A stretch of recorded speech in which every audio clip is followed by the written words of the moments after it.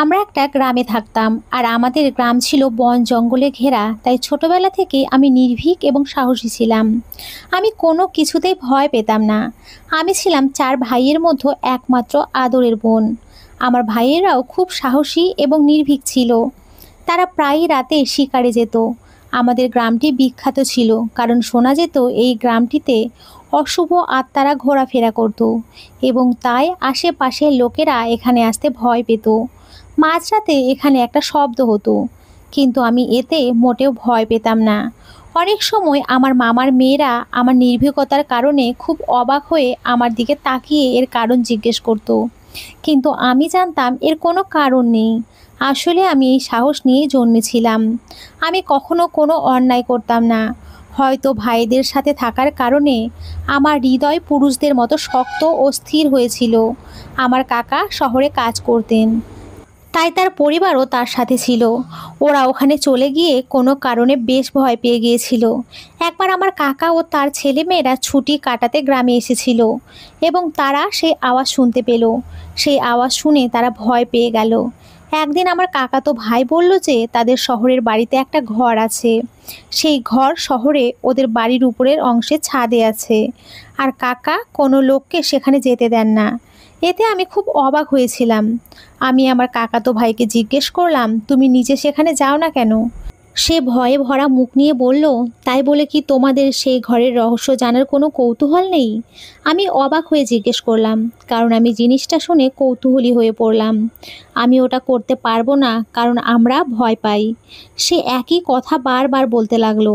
আমি আবার তাকে বললাম, তুমি কি ওখানে গিয়ে দেখতে চাও না? আফটার অল কি আছে ওখানে সেই উপরের ঘরে, তুমি কি সেটা জানতে চাও না?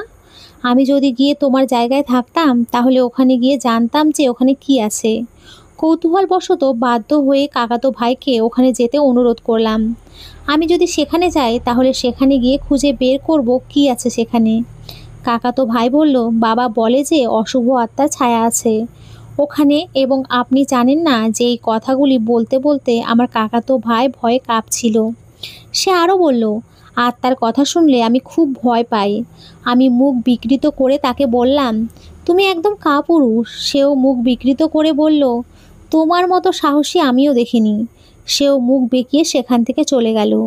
এভাবেই অনেক দিন কেটে গেল। একদিন বসে বসে ভাবছিলাম, কেন কাকা ওকে ওখানে যেতে দেয় না। আমি মনে মনে ভীষণ কৌতূহলী হচ্ছিলাম। আমি যত তাড়াতাড়ি সম্ভব সেখানে গিয়ে জানতে চাইছিলাম সেখানে আসলে কি আছে। কেন কাকা কাউকে সেখানে যেতে দেন না? কেন কাকা এত তীব্রভাবে সবাইকে সেই ঘরে যেতে নিষেধ করত? এইসব ভেবে ভেবে আমি হয়রান হয়ে যাচ্ছিলাম। কলেজে ছুটি পড়ার সাথে সাথেই আমি সেখানে যাওয়ার পরিকল্পনা করতে শুরু করি, এবং আমার জন্য সবচেয়ে কঠিন কাজটি ছিল আমার মায়ের কাছ থেকে অনুমতি নেওয়া।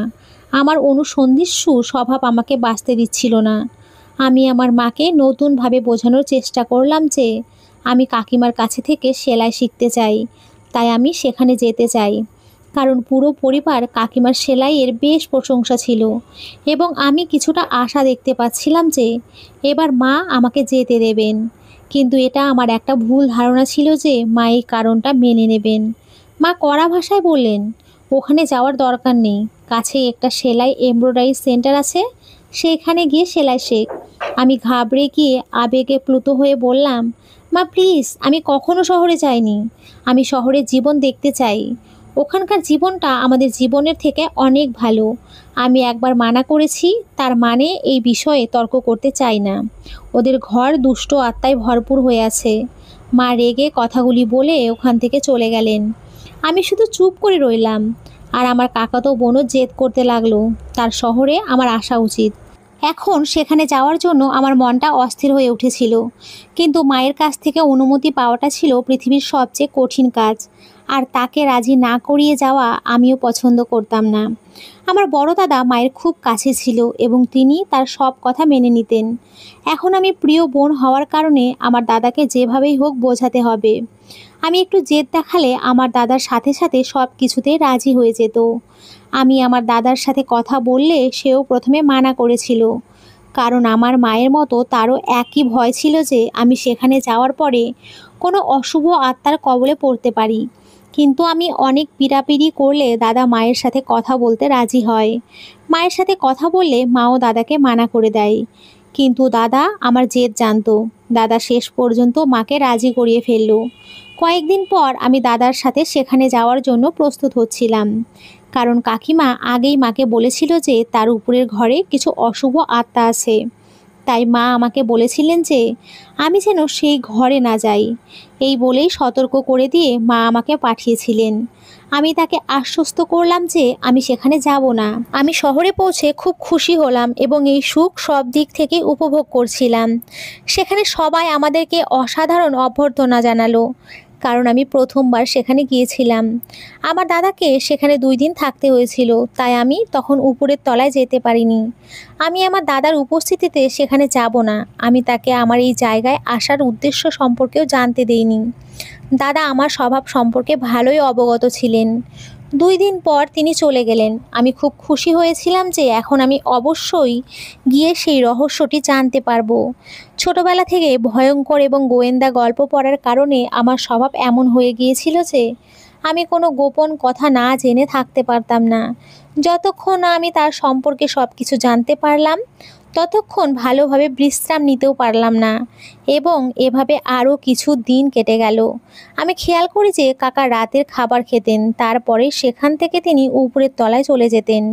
প্রতিদিন আমি কাকাকে জিজ্ঞাসা করব ভাবি, কিন্তু তিনি খাবার খেয়ে উপরের তলায় যেতেন এবং ভেতর থেকে দরজা লাগিয়ে রাখতেন। একদিন আমি সাহস করে কাকাকে জিজ্ঞেস করলাম, কেন বাড়ির অন্য লোকজন সেখানে যেতে পারবে না? জানতে চাইলে উনি বললেন, ওখানে একটা অশুভ আত্মা আছে। কাকা আমাকে কথাগুলি খুব কড়াভাবে বললেন আর আমাকে সেই সম্পর্কে কৌতূহল রাখতে কঠোরভাবে বারণ করে দিলেন। আর তার কথা বলার ভঙ্গি এমন ছিল যে আমি এক মুহূর্তের জন্য ভয় পেয়ে গেলাম। আমার কাকাতো ভাইও আমাকে বকাঝকা করলো। তুমি বাবাকে কেন জিজ্ঞেস করলে? আমি আমার কাকাতো ভাইকে বললাম, দেখো এখানে এটা অন্য কিছু ব্যাপার আছে এবং আত্মার কথা বলে কাকা কিছু একটা লুকোচ্ছে আর মানুষকে পাগল করে দিচ্ছে। আমার ভিতরের গোয়েন্দা মন এই বিষয়টার রহস্য ভেদ করতে চাইলো এবং তাদের দিকে তাকিয়েই আমি আমার মনের কথাগুলি বলছিলাম। আমার কাকাতো ভাই আমার দিকে বোধগম্য দৃষ্টিতে তাকিয়ে বলল, এটার দ্বারা তুমি কি বোঝাতে চাও? আমি তাকে এবার বললাম, দেখো কাকিমা নিরীহ আর তুমিও খুব বুদ্ধিমান আর চালাক নও। আমার মনে হয় ব্যাপারটা অন্য কিছু। নির্ভয়ে আমি যা সন্দেহ করেছিলাম তাই বললাম। আমার কাকাতো ভাই অবাক চোখে আমার দিকে তাকিয়েছিল।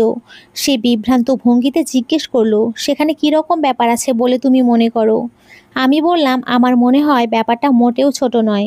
মানে দেখো, আত্মার কোনো ঘটনা নেই এখানে, অন্য কোনো ব্যাপার আছে যেটা সে লুকিয়ে রাখছে। কাকাতো ভাই বলল, বাবা প্রায়ই সারাদিন বাড়িতে থাকেন, কোনো কাজ করেন না, প্রায়ই উপরের তলায় যাওয়ার জন্য বাইরের সিঁড়ি ব্যবহার করেন। তিনি আমাদের উপরে যেতে দেন না এবং তিনি প্রায় রাতে বাইরে থেকে এসে সোজা উপরে চলে যান। আমার কাকাতো ভাই আরও কিছু ভেবে বলছিল যে ওখান থেকে অদ্ভুত আওয়াজ আসে। সে সব সময় যায় এবং রাতের অন্ধকারেও সেখানে যায়, সে কাজও করে না। আমি বললাম, তাহলে ঘরের খরচ কেমন করে চলছে? আমার কাকাতো ভাইকে আমি বললাম, মন খারাপ করো না, কিছু একটা করার পর আমি খুঁজে বের করব। তারপর একদিন আমি কাউকে কিছু না বলে উপরে উঠে গেলাম, কিন্তু ওখানে ঘরের বাইরে মোটা তালা ঝুলছিল। আমি জানালা খুঁজতে চেষ্টা করলাম, কিন্তু সামনে একটা ইটের দেয়াল ছিল এবং আমি এই ঘর থেকে অদ্ভুত একটা গন্ধ পাচ্ছিলাম। আমি অসহায় ও হতাশাগ্রস্ত হয়ে পড়লাম। আমার কাকার আমার উপরে বিশ্বাস ছিল যে আমি উপরের তলায় কখনোই যাব না। কিন্তু তার পরের দিন কাকা খাবার দাবার খেয়ে উপরে যাওয়ার সাথে সাথে আমি তাকে অনুসরণ করে আবারও উপরের তলায় গিয়ে দরজার আড়ালে লুকিয়ে পড়লাম। কিন্তু গিয়ে দেখলাম সেখানে অনেক মহিলা রয়েছে সেখানে। আমি ভীষণ অবাক হয়ে গেলাম। আমি বুঝতে পারছিলাম না কেন এত মহিলা সেখানে উপস্থিত ছিল। তারপর কাকা সেই 12-13 জন মহিলার সাথে কিসব কথা বলতে থাকলেন, আর দূরে থাকার কারণে ওদের কথা বুঝতে পারছিলাম না। এরপর ওই মহিলারা চলে গেলেন। কাকা সেই ঘরে চলে গেলেন।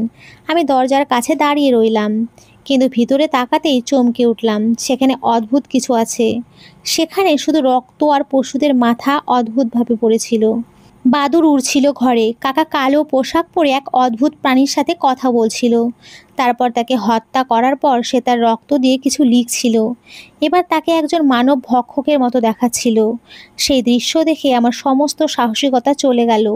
ভয়ে আমার শরীরের লোম দাঁড়িয়ে গেছিল, ভয়ে আমার পা কাঁপছিল এবং সেখানে দাঁড়িয়ে থেকে সেই দৃশ্য দেখা আমার জন্য খুব কষ্টকর হচ্ছিল। আমি ওখান থেকে তাড়াতাড়ি নেমে এলাম এবং আমার সারা শরীর ঠান্ডা হয়ে যাচ্ছিল। আমি ওদের বলতে পারলাম না আমি সেখানে কি দেখেছি। আমার কাকাতো ভাই জিজ্ঞেস করতে থাকে কি হয়েছে, কিন্তু বলার সাহস পেলাম না। আমি জ্বরে পড়ে গেলাম। তারপর আমি আমার গ্রামে ফিরে গেলাম এবং এক অজানা ভয় আমাকে গ্রাস করলো। আমি হাঁটতে চলতে ভয় পেতাম এবং তারপর চিৎকার করতাম। আমি ভয় পেতে লাগলাম। আমার মা ভাবলেন যে আমি একটি অশুভ আত্মার কবলে পড়েছি, কিন্তু তিনি বাস্তব ঘটনাটা জানতেন না কাকা কিভাবে সেই ভয়ঙ্কর কাজ করছিলেন। এখন এইসব স্বপ্ন দেখতাম।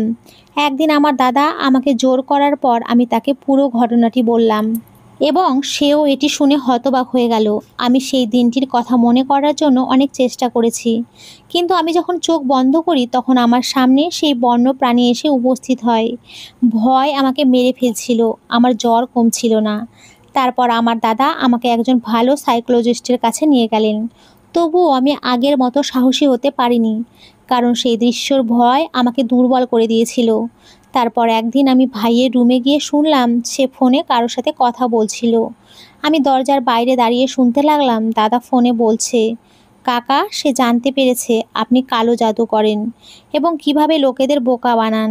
সে খুব ভয় পেয়ে গেছে এবং আমি ভয় পাচ্ছি যে সে কাউকে এই কথাটা বলে না দেয়। আমি আজ রাতে তোমাকে একটি প্যাঁচা পাঠাবো। ভাইয়ের কথা শুনে আমার পায়ের নিচ থেকে মাটি সরে গেল। আমি ভাবতেও পারিনি যে আমার ভাইও এই কাজের সঙ্গে যুক্ত হবে। এই গোপন রহস্য জানার পর আমার চোখে সব কিছু অন্ধকার হয়ে গেল এবং আমি মাটিতে লুটিয়ে পড়লাম।